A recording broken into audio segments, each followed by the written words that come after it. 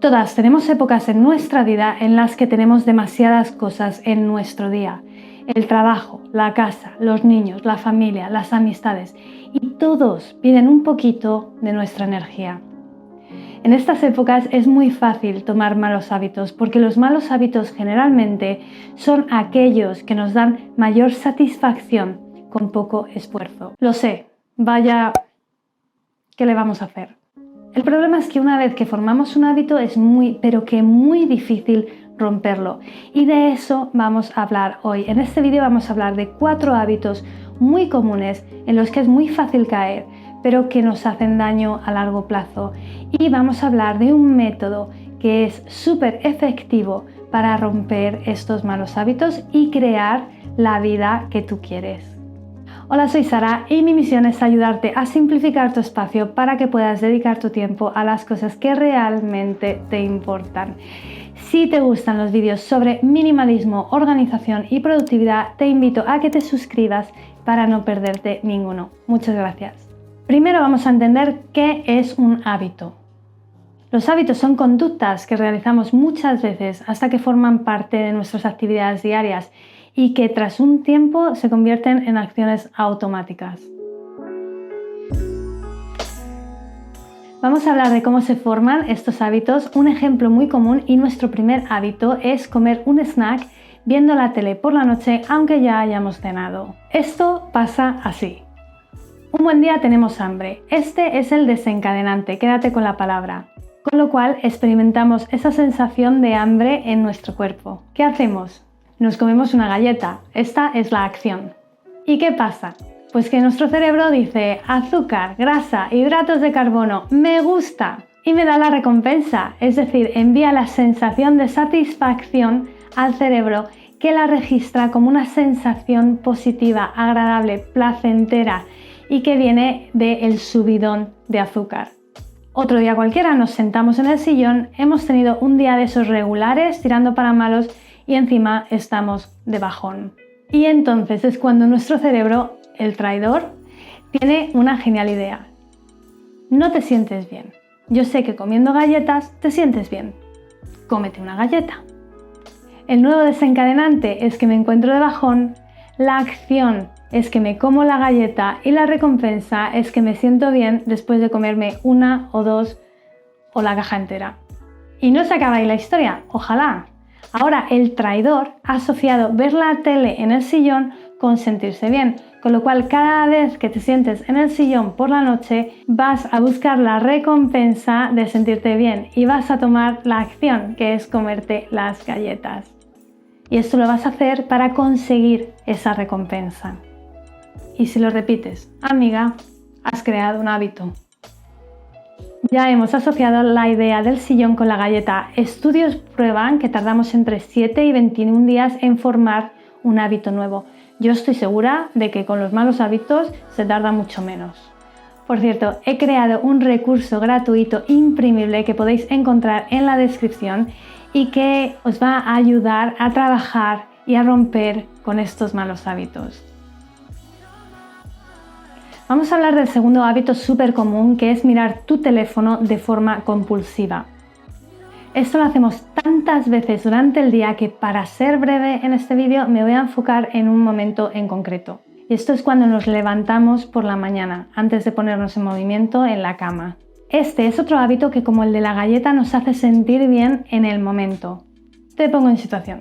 Te despiertas con la alarma del móvil. Despertarse cuando uno no ha acabado de dormir no es una sensación agradable. Esto no le gusta a nadie. ¿Y quién aparece? El traidor. Y te dice, ¿sabes lo que sí que es una sensación agradable? Mirar Instagram. Y ya la hemos liado. Tu desencadenante es el despertador. Tu acción es mirar Instagram. Y tu recompensa es eliminar esa sensación, esa mala sensación de levantarte por la mañana todavía hecho polvo. Muy bien, pero si son hábitos que me hacen sentir bien, ¿por qué son malos hábitos? Si no lo has leído ya, te recomiendo el libro Hábitos Atómicos de James Clear. Yo lo tengo en audiolibro y lo vuelvo a escuchar de vez en cuando. Os pongo el enlace aquí abajo. Este señor nos viene a decir que los hábitos tienen consecuencias acumulables como el interés compuesto con el dinero. ¿Cuál es la consecuencia de mirar el móvil cada mañana? Digamos que miro el móvil 15 minutos todos los días antes de ponerme en movimiento. Bueno, las consecuencias son muchas, vamos a simplificar. 15 minutos no es nada, pero es un tiempo que estoy sacrificando para hacer algo positivo. Por ejemplo, escribir mis objetivos del día en mi planificador. Emplear 15 minutos para escribir mis objetivos me va a ayudar a ser una persona más organizada, a actuar en las cosas importantes, que no se me olvide nada y vivir con menos estrés, que a largo plazo esto significa una vida mejor. Aplicar 15 minutos por la mañana a redes sociales significa que me levanto sin un plan todos los días, voy a ser menos organizada, se me olvidarán algunas cosas y a largo plazo viviré con más estrés, lo cual puede terminar en dolencias y enfermedades. Lo sé, es una visión un poco simplista, pero creo que queda claro. Las cositas pequeñas que hacemos cada día tienen un impacto inmenso en nuestro futuro. ¿Y qué hacemos? El primer paso es tomar conciencia de este hábito, aprender a reconocerlo. Vamos a hacer un ejercicio con el hábito número 3, las compras por impulso. De nuevo, hay un montón de tipos de compras por impulso. Me voy a centrar en las compras de ropa, que es algo súper común y que yo creo que en algún momento de nuestra vida nos ha pasado a todas. Te recomiendo que te bajes la plantilla gratuita porque antes de empezar a trabajar este hábito vamos a pensar un poquito y vamos a establecer cuál es la información básica que necesitamos. Te recuerdo además que romper un hábito no es nada fácil y por eso nos hace falta tener muy claro el por qué. La razón por la que suelo compartiros estos recursos es porque cuando trabajamos objetivos debemos escribirlos. Puedes imprimirte esta plantilla, escribirlo en un papel, ponerlo en tu móvil, lo que tú quieras, pero escríbelo en algún lugar si es posible. Vamos a escribir qué hábito quiero romper. En este ejemplo, el hábito es comprar ropa por impulso. También tenemos que tener claro qué ocurrirá si no rompemos este hábito a largo plazo. En el caso del ejemplo, podría ser algo así. Si no dejo de comprar ropa por impulso, no llegaré a mis objetivos de ahorro de este año ni de los años consecutivos. No pagaré mi hipoteca en menos de 10 años como tenía planeado, tendré que trabajar más tiempo hasta que pueda jubilarme. No seas catastrofista, pero intenta ver más allá de la idea de este mes llego justita, mira a largo plazo. Lo siguiente que vas a hacer es contestar a esta pregunta.